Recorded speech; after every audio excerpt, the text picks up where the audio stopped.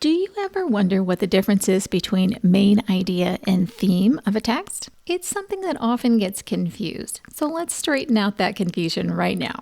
Main idea tells us what a text is mostly about. You can usually sum it up in about one sentence. Typically, as you see in the Common Core State Standards, we talk about main idea with nonfiction. That doesn't mean it couldn't be fiction, but mostly we talk about it with nonfiction. Whereas theme is the lesson, message, or moral that the author wants the character or the reader to learn. You can often use a few words to explain this big idea, and theme does not go into all the details from the text. Typically, as we see in the Common Core State Standards, you will see fiction is talked about with theme. Doesn't always have to be, but that's typically how we think of theme is in fiction.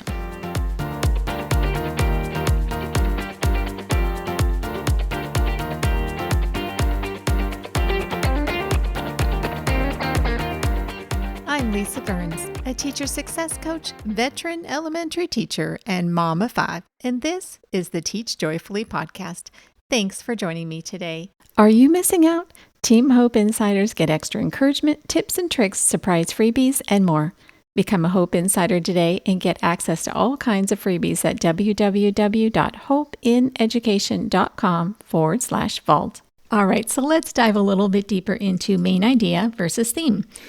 You'll find in the show notes that I linked to the Common Core standards for each of these particular topics so that you can find them there quickly and easily. All right, let's start with main idea. The main idea is the purpose or point of the paragraph, the article, or the book. So if you have a text with a topic of dogs, the main idea might be that dogs are helpful to humans. And then the details might be things like guide dogs, how animals help support humans emotionally, examples of dogs saving lives, examples of dogs in airports like searching out drugs and weapons. Those are the kinds of things that might be the supporting details in that particular text. So we ask ourselves, what point is the writer trying to make? That's how you can find the main idea. We want to know what is the main point or purpose of this particular text. Now, the difference is main idea does require that we find supporting details to prove our point that this is the main idea of the text. So we're always looking for more detail, and we're being those investigators as story detectives to be able to figure that out. So some questions that you and your students can ask yourselves in order to find the main idea might be, what's the title? What is the book about? What's the topic? So for my example text, the topic was dogs, and we want to know, is the text fiction or nonfiction? We want to ask ourselves, what point is the writer trying to make? What are they trying to tell us here? And then we want to carefully check out any text features for all the clues that are embedded in those text features. Now, another thing you can ask, is there information that is repeated?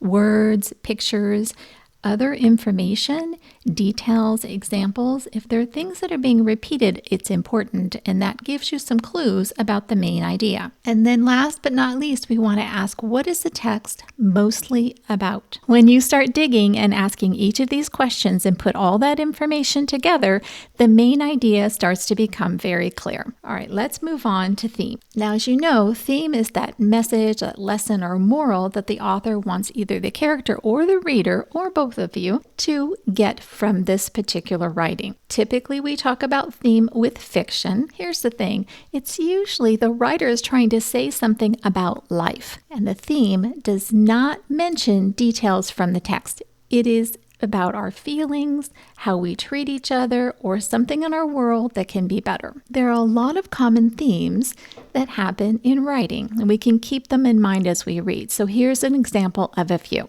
Acceptance, courage, loyalty, good versus evil, perseverance, compassion, honesty, kindness, being yourself, making good choices, growing up.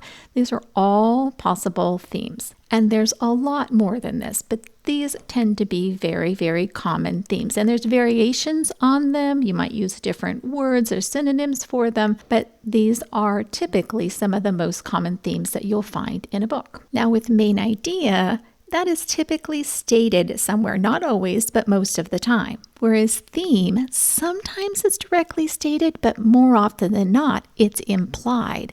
So we have to dig a little deeper to figure out the theme. So questions you and your students can ask yourselves about the main character might be, what are they like? Are they kind? Are they mean? Who is this character at their core? Not what they look like, but you want to talk about inside. Who are they? We also want to ask what happens to the characters and how do they feel about it? We always want to dig deeper into those feelings. We want to talk about the conflict. What is the conflict in the story? Is the character or characters having to face fears, complete a difficult task, or face another character? What is happening and what is the conflict really about? How do the characters feel about it? Are they having to make important decisions? What are their reactions to the problems? How does the character change through the story? How is the problem solved in the story? And how did the characters grow, change, and learn? These are all important pieces in determining the theme. All right, so what does this actually look like and sound like with a text? Let's dive into main idea first. So for our purposes today, let's use the book From Seed to Plant by Gail Gibbons.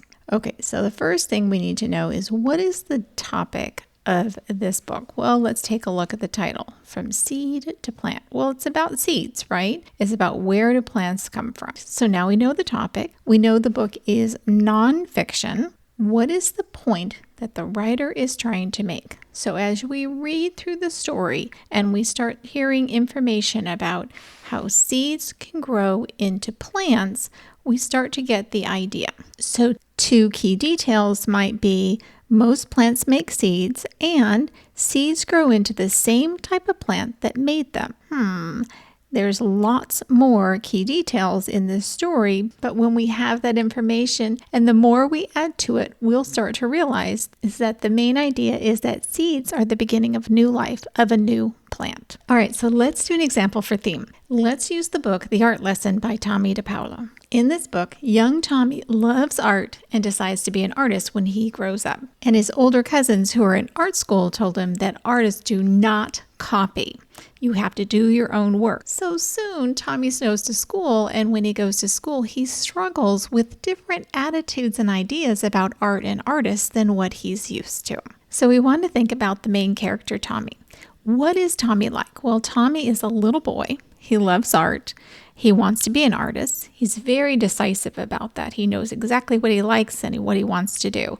He's honest. There's no copying in art, and he's very determined that that's true, and he's not going to be someone who copies. So what happens to him in the book, and how does he feel about that? Well, in kindergarten, he thinks he's going to have the art teacher come to his class, and it's going to be so exciting, and he finds out that no, that's not till first grade.